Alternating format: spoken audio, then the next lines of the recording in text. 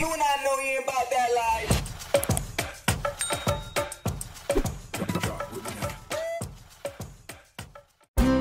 Sa mundo ng showbiz, may mga pagkakataon talaga na ang buhay artista ay puno ng mga hiwaga at sorpresa.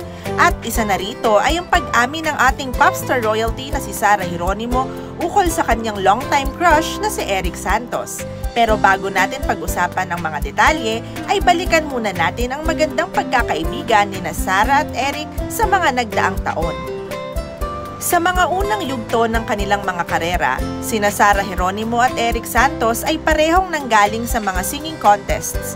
Si Sarah mula sa Star for a Night at si Eric naman sa Star in a Million. Sila ay mga bata pa noon, ngunit napansin agad ang kanilang mga boses na puno ng talento. Kahit sila'y naglalaban sa mga kompetisyon, hindi ito naging hadlang sa pagkakaibigan ng dalawa. Sila ay nagtulungan at naging inspirasyon ng isa't isa. And fast forward to present time ay nireveal nga ni Sarah Geronimo through a recorded video during Eric Santos' recent concert na milestone na kanyang secret crush si Eric Santos noon.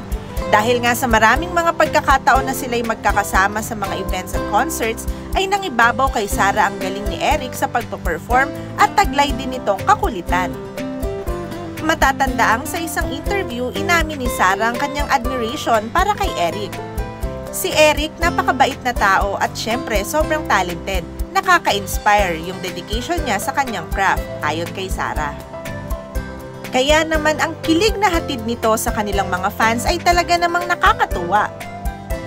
Sa kabila ng mga pag-amin at kilig moments, kamakailan ay may isa pang highlight sa buhay ni Eric Santos.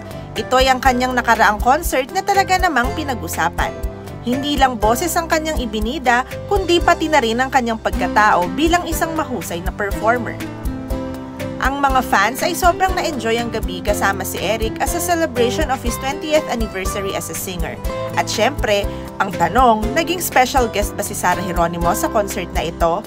Well, bagamat hindi naging guest si Sarah sa concert na ito, probably because of her multiple engagements and hectic schedule, ay naging parte pa rin siya ng nasabing concert sa pamamagitan ng isang recorded video niya o VTR na ipinalabas sa mismong concert ni Eric to give her kind words at may surprise crush reveal pa.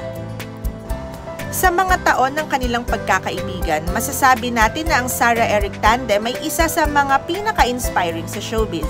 Hindi lang dahil sa kani-kanilang mga talento, kundi pati na rin sa kanilang pagkakaibigan na nagpatuloy sa kabila ng mga pagbabago sa kani-kanilang mga karera.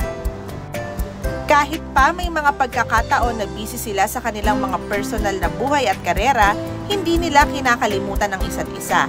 Ito ay isang inspirasyon sa ating lahat na mahalaga ang tunay na kaibigan sa industriyang ito.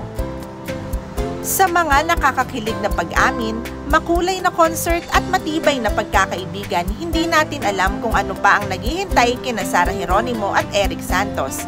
Pero isang bagay ang sigurado, patuloy tayong magmamahal at susuporta sa kanilang dalawa sa kanilang mga tagumpay sa showbiz. Kinilig kaya si Eric Santos sa ginawang pag-amin ni Sarah na crush siya nito? Let us know through the comment section below.